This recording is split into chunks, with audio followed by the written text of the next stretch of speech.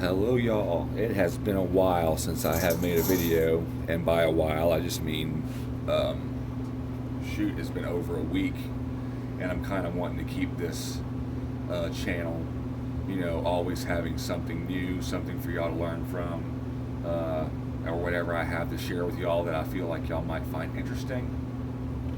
But lately I've been like super busy with work, and it's also really cold outside. I got some equipment as far as camera equipment and things like that to start doing videos outside, like some upcoming trapping videos. Going to be using some homemade snares and also some traps that are passed down to me from my dad from whenever he was probably younger than me. I'm 32 now, so probably from when my dad was in his mid 20s. I'm not exactly sure, but I'm going to be making some videos on that. There's going to be a lot of cool stuff coming out that is mostly going to be outside. There's not going to be as much stuff being done here in my little studio, office, basement, whatever. But it's going to be good stuff that I think y'all are going to enjoy. It's going to have some actual hunting, deer hunting, squirrel hunting, trapping, also fishing. I do a lot of fishing in the springtime and during the summer, and also some bait reviews and like gonna show y'all, for instance, how I fillet a fish, which is really easy. I can do probably about 30 fish in an hour or less than an hour, and it's not something that I grew up knowing how to do. I grew up kind of like scaling fish and whatever else, and not really just basically cutting their heads off and scaling them and gutting them was how I grew up doing it. Not until recently, moving to Missouri in the past 8 years, I started filleting fish, and I find that it's just much more enjoyable. Yeah, you leave a little bit of meat on the fish, but it's barely anything. And besides, you're going to go dump it back in a lake somewhere, and the turtles need to have something to eat. So, without further ado, today's video is basically I'm doing a crown mount, they call it, or just a type of European mount. I'm not exactly sure what these are called, but you can leave it down in the comments if you do happen to watch this video and know something other than a crown mount. But I particularly like these. I did these to myself. I have done 3 of these so far. And basically what I do is I get some deer leather, which is what this stuff is. Same with this stuff here. This is obviously brown. This one's black. This stuff's red. You can get other colors, even green and blue and cool stuff like that. I think that is great because it is actually deer leather, and it is a deer that you're putting it on. So I'm going to actually do a step-by-step video of me making one of these. Might not be exactly like these two, but it is going to be with one of these deer that I've shot. Even if you shoot a small deer like this one back here that probably scores, man, I don't even know what to tell you, to be honest, maybe 50 inches or something like that. Maybe not even that much. I'm not even sure. It's a 1-year-old that I shot with my bow. It's actually a really cool story. I was hunting on some public ground and got my climbing stand up a skinny little limbless tree and realized that I was getting blown around by the wind and stuck out like a sore thumb.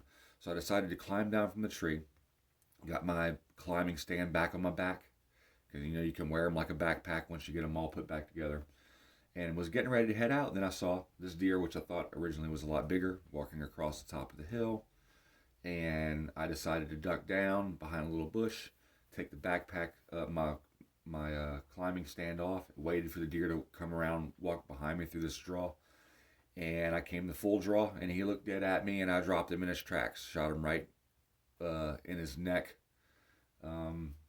and he died right there on the spot. Didn't probably take another 2 or 3 breaths after that. He was in deer heaven.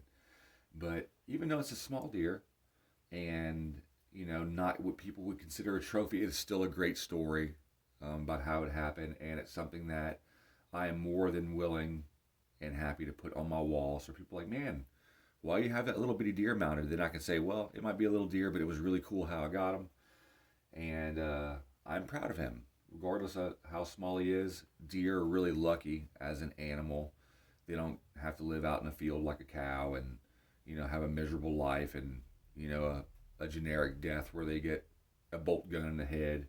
These deer get memorialized on a hunter's wall and respected as the animal that they were by telling stories and just our love for the animals that we go hunting for. And I think it's great to do stuff like this. Also, that way you're not spending, $350 to $600 ish on a taxidermy job, which, don't get me wrong, taxidermists are great. That is their way of making money, and they make some beautiful stuff. Actually, one of my good buddies, which I'm hopefully going to be doing a review on his hunting lodge, going to ask him permission to talk about him more on my show and maybe point y'all in his direction if y'all want to get a good Missouri whitetail hunt. But for right now, I'm going to keep my mouth shut. So, without further ado, like I said, I have done these to myself. I did one for my younger brother, which me and him aren't on talking terms right now, which is really sad. I wish that our relationship could go back to being great like it was, but it is what it is. So, anyways, there goes my furnace again. I have I did these because it was just like a spur of the moment thing. I wanted to be able to display something on my wall without me barely having to pay anything for it. So my dad actually gave me the red leather. I think that he was going to cover Bibles with them, just to give him something to do, like a little craft on his own. I decided to give this a shot. I think that the first one that I did was this one here. So what I did was took the rack. I'm going to show you this one here. I drilled 2 holes, one here, one about there. Go ahead and put a little mark on it about where the holes go. About right there. See that? Anyways, lighting here, hopefully y'all can see. So drilled 2 holes in it and then found a smaller piece of plywood to screw this to that I actually had shaped like the little shield, like that is, the basic form. And then once I got it screwed to there, I packed it with a mixture of plaster of Paris, sawdust, and water. And as it dried, I sanded it down until I got this basic shape, which isn't completely perfect, but they look good. And if you're not looking super close at it on my wall, they do look like a professional job, which as I keep doing these more, they'll look better and better. And I'll be more and more proud of them. And y'all will get to see a lot of that on here, and you'll learn how to do it on your own. Even if you have some deer racks laying around, you can mount them like this, turn around and sell them on eBay for like $200, especially if they're a super nice one, maybe even more than that. People love stuff like this to hang in their restaurants, in their houses, and even people that aren't hunters still like the rustic look of deer antlers and want to look to buy something like this. It's really cheap to make, really simple to make, just takes a little bit of your time and a little bit of craftiness, and you can have a little money maker. I thought about doing that, but I'm not going to do that. I've got a few other things up my sleeve. But after you get the rack screwed onto your little base shape of what you want the middle part here to look like, and you get it all smoothed out and dried, and it's dry and it is set, or what they call it to be set or hardened or whatever. Some people even mix their plaster of Paris with concrete. I have not tried that, but I hear a lot of people saying to do it and that it works.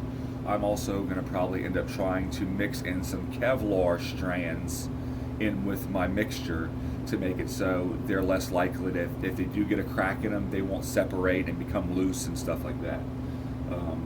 The one that I did for my brother was already broken right here at the seam in the middle, and it went together solid at first, and I think that it fell off my wall or dropped off of a table while I was making it, and so now the antlers just kind of wiggle a little tiny bit in the mount, which isn't bad. Nobody's going to wiggle them while they're on the wall, but I feel like if I'd have had a different mixture, like possibly the fibers in there, it would have done a lot better. Also, you want to make sure that you cut right in between where the eyes start and where the antlers start, just about even. Make sure that your cut across the back is nice and flat, because you're not going to, you want this to sit kind of perfectly where when they're in the mount, it looks like the deer is basically looking right at you. You know, basically the same angle they would be at, you know, while the deer is going about his daily life, looking around, checking out does, and doing stuff that deer do. So both of mine are like that. I made sure that they were going to look great on the mount before I put them on there, and they do. Both of these deer, 2.5-year-old deer, nothing super spectacular, but I was super proud of them. My dad was with me when I got both of these, which makes me even more proud of them, because my dad is like my favorite, and I don't know if I've told him that, but he is cool. So I'm going to do the same thing with this one, except I'm going to do more of a circular mount, on the plaque instead of looking like a heart. It's going to be more like rounded. I'm going to use probably brown leather on 2 of these. The 2 bigger ones probably brown, and the smaller one I'll do probably black. And I'll let y'all check all of them out. I'm going to actually film one, the different steps of it from start to finish, and edit that all in for y'all. It's going to be my first video that I've actually edited. So I'm just getting into all this. I got a cool Canon Vixia HF10 HD camera thingy, which I'm going to be getting into and figuring out how to do all that just to make cool content for y'all and to give me something to do and feel like I have a life. So anyways, after you get to this step here where you have this made, that this part has to be glued and then possibly screwed, like I did this one, onto your main plaque, which I made out of a piece of plywood, and then I stained it with some walnut colored stain that I got from Lowe's. These 2 are actually the exact same stain. This one here has more coats on it, so it's a lot darker. This one has less. I think this was only 1 coat, so it's a super light stain. I don't like anything shiny, so I like just a normal, like the wood, the matte colored wood, or like finish, I guess. And then what I did is I just took some, after I got this all together, of course I drilled a upward angle place to hang it from in the back there with a normal drill bit. Make sure I didn't drill all the way through it, because that would have been terrible and would have pretty much ruined the whole thing. And then I got some nylon rope. That's some old stuff that I think my dad had that he let me have, and I dipped it in the same stain to make it look kind of rustic, and then I glued it around the base of there. This one I did more than 1 wrap with, just to check it out. This one only did 1. You know, I had a really big space under these, the bases of the antlers, in between the base of that and where my actual plaster and leather here starts. So I did 3 wraps with this and 2 wraps around the base here, and I think they came out looking great. They've been hanging on my wall. I hang duck calls on them. People ask me about them, and I get to tell them, hey, I mounted those myself. It's something really cool to get pride out of, that you not only killed the animal, is that you figured out a really pretty way, more than pretty, a beautiful way to put it on your wall, talk to your friends about it. So that's pretty much what I wanted to talk to y'all about. Not only that, I've been dying to come down here and make another video, and so now here I am making the video. And so just wanted to give you all a little bit of heads up that there are going to be more videos coming. Obviously, I'm just getting set up to do more stuff outside, and the videos that I will be doing down here will be on a different camera. What I'm using right now is my phone, which has actually been doing really good. I got it in this cool little mount thingy, and it stays there nice and still for me to make the videos and all that stuff. I'm gonna also be doing some videos on some more firearms. I'm actually gonna be buying a Winchester XPR, chambered probably most likely in 350 Legend. Because listen, I am a true believer in this round. It is a great penetrator. It's a hard hitter. I can use it in multiple states where they have adopted the use of straight walled cartridges instead of just being able to use a muzzleloader or a shotgun with a slug. They're super accurate, and like I said, I'm a big fan. I'm sold. I have just the one right now. It's a CVA Scout, and I love the thing. Like I said, I've killed 4 deer with it, and it's done amazing. And so I'm going to do a lot more on the round itself, but in a different, I guess, doing some respect to the round itself, which is made by Winchester. I'm going to be shooting it out of the Winchester XPR, which I think is also the first rifle that it was chambered in. Like, so whenever this bullet came out, which is the casing back here. Yeah, oops. This one's been spent. I used this one in a few videos, but whenever this first came out, it was first put in to be used in the XPR, which I think is the first rifle that this was shot out of. So it only seems right that I get one myself. Another one is actually my second one. I had one in 243 and I loved it, but I ended up getting rid of it because I'm an idiot. But now I'm going to get another one with plans on keeping it because I know that it's going to do good. I've looked up reviews on it already and I like what I see. So I'm going to get one and do a few of my own with my own little, twist. And y'all tell me what y'all think.